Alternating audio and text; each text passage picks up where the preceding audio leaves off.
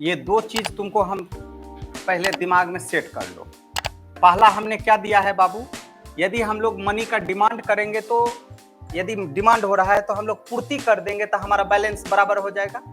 तो वही चीज हमने लिखा है कि मुद्रा की मांग यदि हो रहा है बराबर वस्तु और सेवाओं का पूर्ति कर देंगे तो एक बैलेंस, कोई दिक्कत। फिर मुद्रा की पूर्ति यदि हम लोग कर रहे हैं बराबर हो जाएगा क्या चीज, वस्तु और सेवाओं का मांग कैसा चल रहा है उस अनुसार से हम लोग कर देंगे जनरेट, तब भी हमारा क्या हो जाएगा, बैलेंस हो जाएगा। मतलब मार्केट जब भी छिपा रहेगा तो डिमांड एंड सप्लाई, है ना, मांग और पूर्ति पे। अर्थात ये हम क्या बोलेंगे बाबू, मार्केट जब भी हम लोग चलेंगे तो वो किस पे चलेंगे, मांग और पूर्ति पर ही चलेगा, मांग व पूर्ति। ये दिमाग में सेट हो गया है ना, इतना याद रखिएगा। अब एक और चीज बना रहे हैं और उसके बाद दूसरा चीज हम लोग बनाएंगे।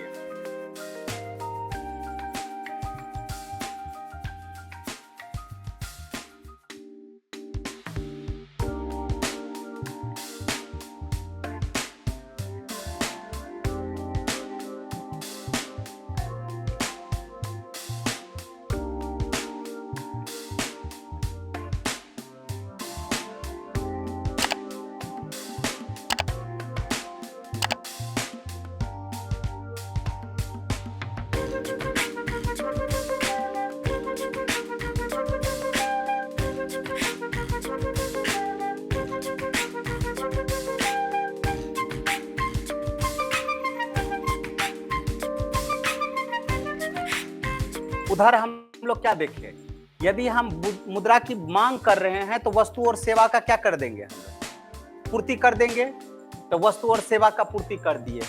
मुद्रा और पूर्ति यदि कर रहे हैं तो वस्तु और सेवा का क्या कर दिया, हम लोग मांग कर दिए, तो बराबर हो गया। उस अवस्था में हमारा मूल्य क्या होगा, यदि किसी भी चीज को हम लोग कांस्टेंट रख लेते हैं, लाइक दैट यदि इसको हम स्थिर रख लेते हैं, वहां इंक्रीज करते चलते हैं, तो हमारा रेट क्या हो जाएगा।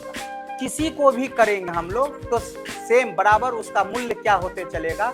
अभी वही चीज हम लोग देख रहे हैं। एक एग्जांपल लेते हैं, जैसे हम लोग मांग जो है इसको कांस्टेंट कर दिए, कांस्टेंट मतलब स्थिर कर दिए कि सबका मांग 100, ठीक है, क्या है, मांग 100। यदि मान लो पूर्ति में हम कर रहे हैं और 100 में पूर्ति भी हो जा रहा है, तब उसी वस्तु का क्या कीमत हो जाएगा, क्या कीमत हो जाएगा, नहीं समझे। जैसे हम मुद्रा का मांग हम लोग कर दिए हैं, वस्तु और सेवा का पूर्ति 100 कर, और वस्तु और सेवा का मांग भी 100 हो रहा है, तब उसका कीमत कितना निकल करके आया, संतुलित हो जाएगा, मतलब 1 रुपया आ जाएगा। कितना आ जाएगा, नहीं समझे। जितना हमारे पास मार्केट में डिमांड हो रहा है उतना सप्लाई हो रहा है, अर्थात जितना सप्लाई हो रहा है उतना ही डिमांड हो रहा है। ये हमारा क्या हो गया, डिमांड, ठीक है, ये हमारा क्या हो गया, सप्लाई, और ये हम लोग क्या कर देंगे, ये हमारा क्या हो गया बाबू, सप्लाई, ये क्या हो गया, डिमांड। ये हम वस्तु और सेवा में हम लोग सप्लाई कर देंगे और ये वस्तु और सेवा का डिमांड कर देंगे, हम लोग कर लेंगे, तो हमारा जो है मार्केट वैल्यू बैलेंस बन गया, 1 हो गया। यदि मान लो यहाँ बोले ये हमारा डिमांड 100 हो रहा है और पूर्ति यदि हमारा 400 हो रहा है, कितना हो रहा है, 400 हो रहा है, तब इसका रेट क्या हो जाएगा, कितना हो जाएगा, 4, कितना हो जाएगा, 4 हो जाएगा। यदि हम रखे 100 और यहाँ रख दिए 800, है ना, तब इसका रेट क्या हो जाएगा, 8। अब बोलो बाबू, रुपया का मूल्य जो है क्या हो रहा है बाबू, बढ़ रहा है ना। 1 से कितना हो गया वैल्यू, 4, 4 से कितना हो गया, 8। रुपया का वैल्यू बढ़ रहा है और क्रय शक्ति क्या हो रहा है, कम हो रहा है। बात समझ में आया, रुपया का मूल्य क्या हो गया, वो बढ़ गया, लेकिन क्रय शक्ति, खरीदने की क्षमता क्या हो जाएगी, कम हो जाएगी, नहीं क्या, आना तो बोलो। तो यही चीज है। अब एक चीज ये हमारे पास चला गया, दिमाग में सेट हो गया ना, अभी देखते चलिएगा। फिर यदि हम रखे 100, ठीक है, अभी हम लोग एक है एनी हाउ ये करेंगे, स्फीति का मतलब होता है फैलाव, है ना, वृद्धि कर रहे हैं। ठीक है ना। अब वृद्धि किस में कर रहे हैं हम लोग? फाइनली हम लोग मूल्य में करेंगे, ठीक है। और मूल्य, किसी भी चीज का मूल्य डिपेंड करता है जैसा जिस चीज का मांग होगा, और यदि मान लो मांग मार्केट में ज्यादा है और पूर्ति कम है तो उसका वैल्यू क्या हो जाएगा? उस वस्तु का वैल्यू बढ़ जाएगा। बात समझ में आया ना? तो इसका मतलब उसका कॉस्टिंग क्या हो जाएगा? बढ़ जाएगा। बढ़ जाएगा तो क्रय शक्ति क्या होगा? बढ़ेगा कि कम होगा? कम हो जाएगा। पहले तुम लोग जो है अभी 20 रुपया पौवा क्या देता है? गोभी। अभी उत्पादन क्या हो रहा है? कम हो रहा है। उत्पादन कम हो रहा है और डिमांड क्या हो रहा है? ज्यादा हो रहा है। तो इस वस्तु का जो है कीमत बढ़ गया। कीमत बढ़ गया तो अभी तुम जाएगा खरीदने के लिए तो क्या खरीदेगा?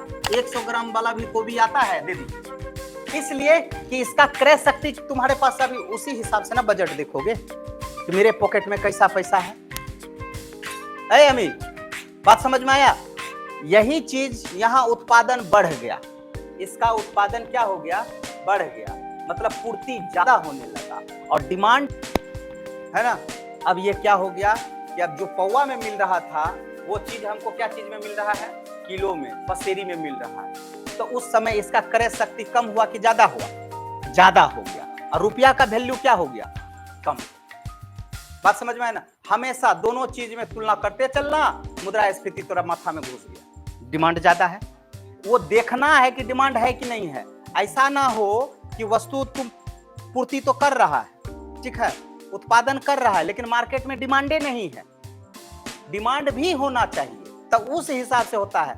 जैसे अभी तुम लोग को वो जो बीमारी होता है, जो मच्छर काटता है तो डेंगू होता है, तो एक फल खाते हैं ना हम लोग, कीवी, ठीक है, वो फिक्स है 3 गो पीस आपको 120 है, ठीक है। अब आगे आगे आ जाएंगे तो इस स्थिति में क्या होगा? किसको लाभ होगा और किसको हानि होगा? मार्केट में 2 ही वर्ग मिलेगा, एक को लाभ होगा नहीं तो हानि होगा, ठीक है। पहला तो दिमाग में तुम सेट कर लिया है ना, मुद्रा का डिमांड जब भी होगा, मनी का डिमांड वो किस में पूर्ति कर देंगे? तो वस्तु और सेवा का पूर्ति कर देंगे। पहले यदि हम मुद्रा का पूर्ति कर रहे हैं और वस्तु और सेवा का डिमांड कर देंगे तो फिर बैलेंस हो जाएगा। हमेशा मार्केट को इसी स्थिति में बैलेंस बना करके रखना है। यदि बैलेंस नहीं बनाएंगे तब हमारा इन्फ्लेशन बढ़ते चलेगा। इसका मतलब क्या हो गया? 100 का हमारा क्या हो रहा था? मांग हो रहा था, पूर्ति 100 का, तो मूल्य हो गया 1।